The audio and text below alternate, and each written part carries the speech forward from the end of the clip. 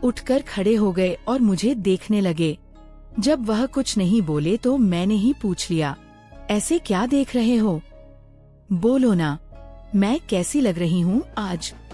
विशाल ने लड़खड़ाते हुए कहा, आज तो मन कर रहा है कि आपको अभी अपनी बाहों में भर लूं।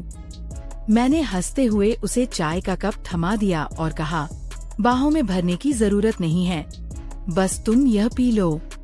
विशाल ने फटाफट कप लिया और घूंट घूंट में चाय खत्म कर दी। चाय पीते ही कुछ ही मिनट बाद उसने मेरी कलाई पकड़ ली और अपनी तरफ धीरे से खींच लिया। उसके बाद अपनी वो नजरें मेरी आंखों पर टिका दी। बाप रे, क्या क्या बताएं दोस्तों। विशाल ने कैसे कैसे मेरी सारी इच्छाओं को जगा दिया। अगर आपको भी पूरी डिटेल जाननी है तो पहले कहानी को लाइक करें। प्लीज लाइक कर दो ना, प्लीज सब्सक्राइब भी।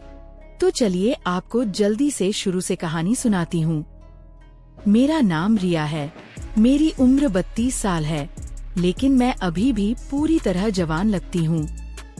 किसी भी लड़के को एक नजर में अपनी ओर आकर्षित कर लूं। दिल तो हमेशा 21 का ही रहता है। जब मैं साड़ी पहनती हूँ तो जैसे सब कुछ मोहक लगता है। मेरी निखरी त्वचा पर जब लाइट पड़ती है तो लगता है मानो मैं कोई अप्सरा हूँ।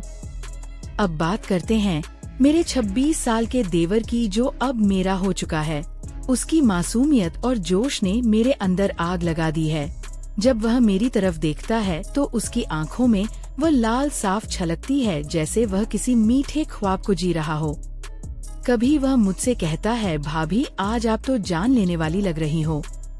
इसीलिए मेरे पति कभी कभी ऑफिस से जल्दी आकर मुझे चुपके से गले से लगा लेते हैं। हम शहर में रहते हैं क्योंकि मेरे पति मल्टीनेशनल कंपनी में बड़े पद पर काम करते हैं। मेरी 6 साल की एक बेटी भी है, इसलिए मेरी फिगर भी अब और आकर्षक हो गई है। पति को अपना फर्ज समझकर रोज उनकी देखभाल करती थी। भले ही हमारी शादी को 8 साल हो चुके थे, लेकिन मेरे पति अभी तक मुझे बहुत लाड प्यार से संभालते थे। अच्छा से मेरा मतलब है हर हिस्से को छू छू कर मोहब्बत करते थे। वैसे आमतौर पर उनका अंदाज ही ऐसा था, लेकिन मैं हमेशा साफ सफाई का ख्याल रखती थी और कभी कभार परफ्यूम भी लगा लिया करती थी। दोस्तों, आपको मुझसे बात करना है तो इस वीडियो को लाइक करो और चैनल को सब्सक्राइब करो। और हाँ दोस्तों, जो सब्सक्राइब करेगा उसे मैं अपना नंबर भेज दूंगी, तो जल्दी से सब्सक्राइब कर लो। पिछले महीने कुछ ऐसा हुआ जिसका हमें कभी अंदाजा भी नहीं था। शाम को मेरे पति राहुल घर लौट रहे थे। उनके ऑफिस में एक जरूरी कॉन्फ्रेंस थी, इसीलिए सबने उन्हें बहुत बिजी रखा था और वह कार से घर आ रहे थे। आते वक्त उनकी कार का टायर पंक्चर हो गया। इस हादसे में उनकी पीठ में चोट लग गई और डॉक्टर ने कहा कि रिकवर होने में कम से कम 8 से 9 महीने लगेंगे। ये सुनकर मेरा दिल बैठ गया। राहुल का दर्द भले ही शारीरिक था, लेकिन मेरे मन में एक गहरी व्याकुलता भर आई। जब मैंने उन्हें अस्पताल में देखा, उनकी आंखों में तकलीफ साफ नजर आ रही थी। मैंने फौरन उनके पास जाकर उनका हाथ पकड़ लिया।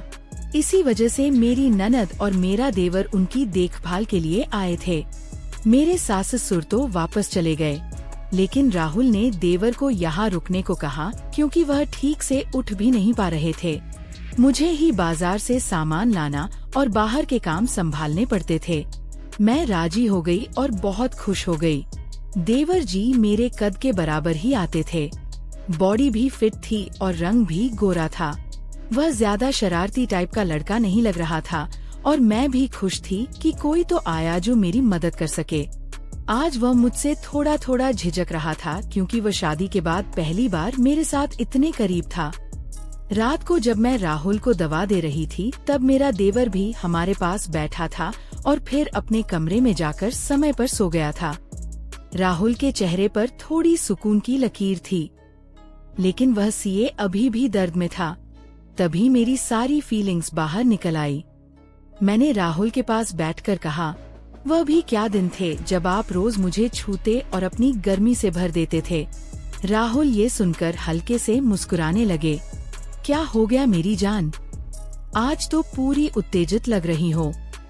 मैंने कहा, नहीं जी, आपको तो मजाक सूझ रहा है और इधर मेरी हालत खराब है। सच बताओ तो इसने मेरा बुरा हाल कर रखा है। मेरे पति बोले, मैं तुम्हारा दर्द समझता हूँ रिया, मेरा भी बहुत मन करता है, लेकिन क्या करूँ? मैं तो ठीक से हिल भी नहीं सकता। बस थोड़े दिन और सब्र कर लो, फिर देखना मैं इस तुम्हारे खूल का क्या हाल करता हूँ।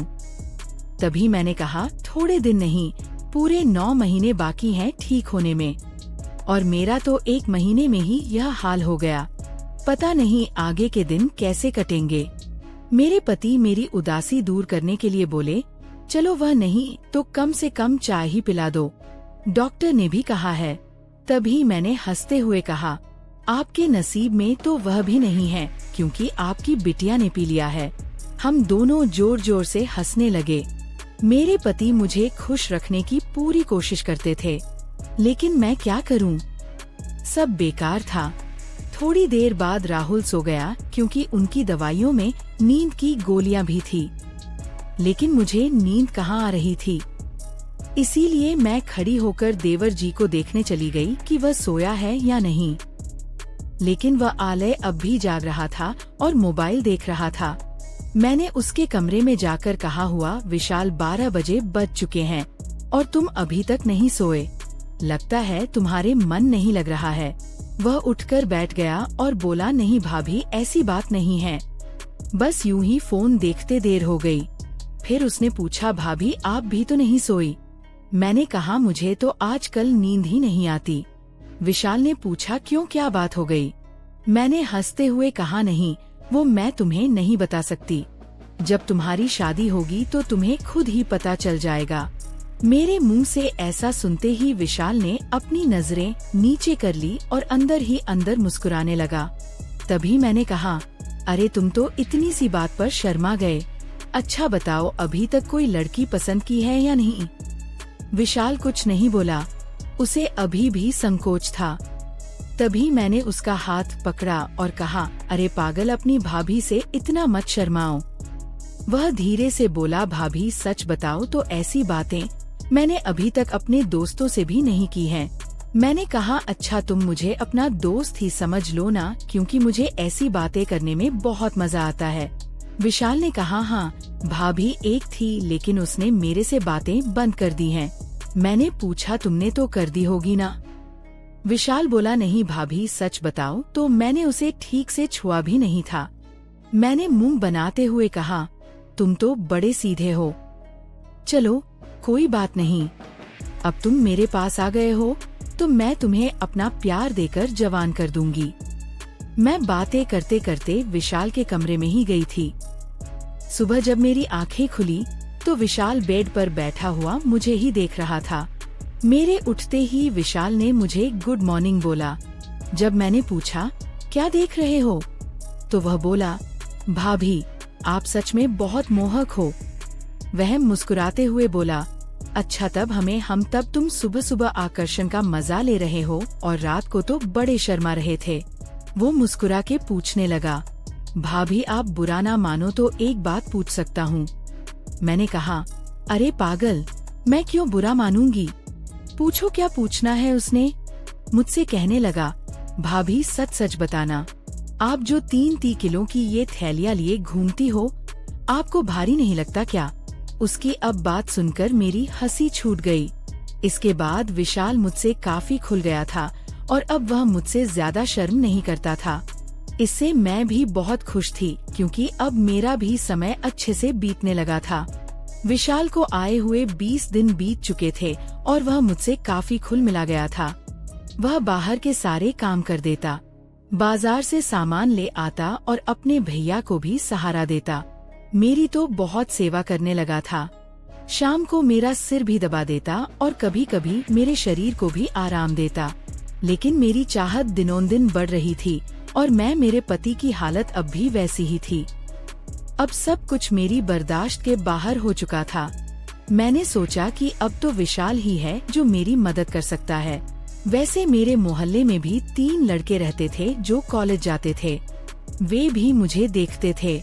जब भी मैं छत पर कपड़े सुखाने जाती तो वे मुझे ही देखते, और पहले तो मैंने सोचा कि उनमें से एक को सहारा ले लूं ताकि कुछ दिन काम चल जाए।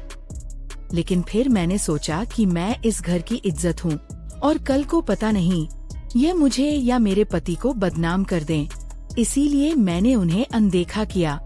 लेकिन विशाल तो घर का ही है, इसीलिए मैंने तय कर लिया कि वही मेरी मदद करेगा। आज मैंने पक्का फैसला कर लिया कि आज विशाल से काम ले ही लूंगी और अपने सूखे दिल को विशाल से ही भरवा लूंगी। उसके बाद मैं किचन में खाना बनाने चली गई। जैसे ही विशाल नहाकर ताज़ा होकर किचन में आया, मैंने सब्जी काटने का बहाना बना दिया। मैं किचन में ही साड़ी का पल्लू नीचे करके काम कर रही थी। मेरी बेटी अभी नानी के घर गई हुई थी, क्योंकि घर में उसे देखने वाला कोई नहीं था, इसलिए अब बाकी का काम खुद करना पड़ता था और घर में मेरे पति और विशाल के अलावा कोई नहीं था, तो मुझे डर भी नहीं था। जैसे ही विशाल अंदर आया, वह मुझे देखकर एकदम हैरान हो गया और कहने लगा, सॉरी भाभी, मुझे माफ कर दो, मैंने देखा नहीं, और बाहर जाने लगा। तभी मैंने उसे रोक लिया। अरे विशाल, क्या हुआ? कोई बात नहीं, अंदर आ जाओ। विशाल बोला, भाभी ऐसे मैं अंदर कैसे आऊं? मैं कहा, ऐसे वैसे मत करो और जल्दी से आकर मेरी मदद करो। विशाल का मन भी कर रहा था, लेकिन मैं उसकी भाभी थी, इसीलिए वह थोड़ा हिचक रहा था। फिर अब मैंने उसे कहा। धीरे धीरे विशाल किचन में आ गया और पास आकर खड़ा हो गया। वह मुझे देखता ही रह गया। तभी मैंने कहा, ऐसे क्या घूर रहे हो? क्या तुमने आज तक नहीं देखा? वह बोला, माँ कसम भाभी, मैं आपको बता नहीं सकता कि मुझे कैसा लग रहा है। बहुत ही कमाल है भाभी। मैंने कहा, तारीफें करना छोड़ो और यहाँ मेरी मदद करो। तभी विशाल बोला, भाभी मुझे नहीं पता कैसे करना है। तो मैंने कहा, अरे बेवकूफ, इसमें कुछ नहीं करना, ये लो पकड़ो और बस धीरे धीरे सहलाओ। थोड़ी देर बाद जब विशाल के हाथ नरम होने लगे, तो मैंने सोचा कि अब मेरा आगे झुककर सही से काम करने का समय है। मैं आगे झुकी और विशाल ने पीछे से मेरी मदद करने लगा। लेकिन कुछ देर में ही विशाल का मन शांत हो गया, तो देखा कि विशाल का काम तो पहले ही पूरा है। उसे देखकर अब मेरा मन बहुत उदास हुआ, लेकिन फिर भी मेरी हंसी निकल ही पड़ी। मैंने नाराजगी से विशाल को हल्का धक्का मारते हुए कहा, ये क्या किया बेवकूफ, तुमने तो शुरू होने से पहले ही पूरा कर दिया। इसके बाद जैसे ही विशाल का उत्साह ठंडा हुआ, उसने हड़बड़ाते हुए कहा, सॉरी भाभी, सॉरी, वो मैंने ऐसा कभी नहीं किया, इसलिए मुझसे ऐसा हो गया। मैं अभी जाकर साफ करके आता हूँ। उसे चला गया। मैंने भी उसे ज्यादा नहीं रोका, क्योंकि मैं समझ चुकी थी कि यह उसके लिए इतना आसान नहीं होगा। इस चक्कर में आज खाना भी लेट हो गया था, इसीलिए मैंने जल्दी से खाना तैयार किया और राहुल को कमरे में देने के लिए चली गई। वह अब भी बैठे बैठे खाने का इंतजार कर रहे थे। राहुल बिल्कुल सीधे साधे और नरम दिल वाले आदमी हैं। वह मेरी बहुत चिंता करते हैं। जब मैं उनके लिए खाना लेकर गई तो पूरा पसीने से तर हुई थी। मुझे देखकर वह बोले, इतनी जल्दबाजी क्यों करती हो? रिया, धीरे धीरे काम कर लिया करो, ना देखो तुमने अपना क्या हाल बना लिया है। तब मैंने उन्हें छेड़ते हुए कहा, ये तो कुछ भी नहीं आई है। जब तुम काम करते हो तो मेरा इससे भी ज्यादा बुरा हाल हो जाता है, और तब तो मैं तुम्हें रुकने के लिए भी कहती हूँ, लेकिन तुम तो हाँ कहकर स्पीड बढ़ा देते हो। मेरे मुंह से ऐसा सुनकर मेरे पति मुस्कुराने लगे। तुम भी ना रिया, कहाँ की बात कहाँ ले जाती हो। इसके बाद राहुल ने खाना खा लिया और मैंने उन्हें दवाई भी दे दी। दवाई लेने के बाद उन्हें नींद आ गई और वह आराम करने लगे। मैं भी काफी थक चुकी थी, इसलिए मैं नहा धोकर ताज़ा हो गई। इसके बाद मैं विशाल के कमरे में उसे देखने के लिए गई तो वह भी सो चुका था। फिर मैरियो अभी का आराम करने लगी। शाम को जब मैं विशाल को चाय देने गई तो वह बैठा फोन चला रहा था। मुझे देखकर उसके चेहरे पर मुस्कान आ गई। मैं भी उसे देखकर हंसने लगी और मैंने उससे पूछ लिया, क्या बात है विशाल, आज तो तुम काफी खुश लग रहे हो। तो वह बोला, भाभी वो मैंने पहली बार ऐसा एहसास लिया था। प्लीज आप बुरा मत मानना, मैं सच बता रहा हूँ। बिल्कुल मेरे से काम नहीं बन पाया। तभी मैंने उसे रोकते हुए कहा, अरे बेवकूफ, मैं कब बुरा मानने लगी। वैसे सच बताओ तो मुझे भी अच्छा लगा। इसके बाद मैं विशाल को चाय पकड़ा दी और उसके साथ बैठकर पीने लगी। हम दोनों बातें करने लगे। आज विशाल के मुंह से मेरे लिए तो तारीफें ही बरस रही थी। वह बस मेरी प्रशंसा ही करता जा रहा था। भाभी, आप बहुत खास हो। मैं तो सोच रहा हूँ कि जिंदगी भर आपके साथ ही रहूं। इन 20 दिनों में मुझे स्वर्ग जैसा लग रहा है और ऊपर से आपकी खूबसूरती। मैंने मुस्कुराते हुए कहा, आज तो तुम्हारे मुंह से सिर्फ तारीफें ही निकल रही हैं। लगता है विशाल मेरा हाथ पकड़कर बोला, आप सही कह रही हैं भाभी। अब आपको भी मेरे काम में मेरी मदद करनी होगी। अब तो आपको मेरी बात माननी ही होगी। प्लीज भाभी, मना मत करना। बस एक बार के लिए मेरी हमसफर बन जाओ। इसके बाद आप जो भी कहेंगी मैं करूँगा।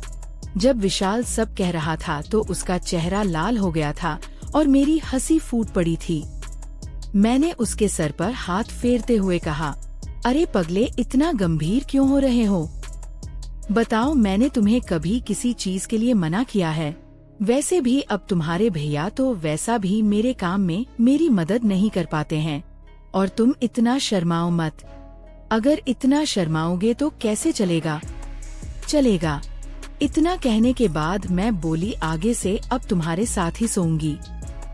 बस तुम मेरा ख्याल अच्छे से रखना। दोस्तों, कैसी लगी आपको रस भरी कहानी?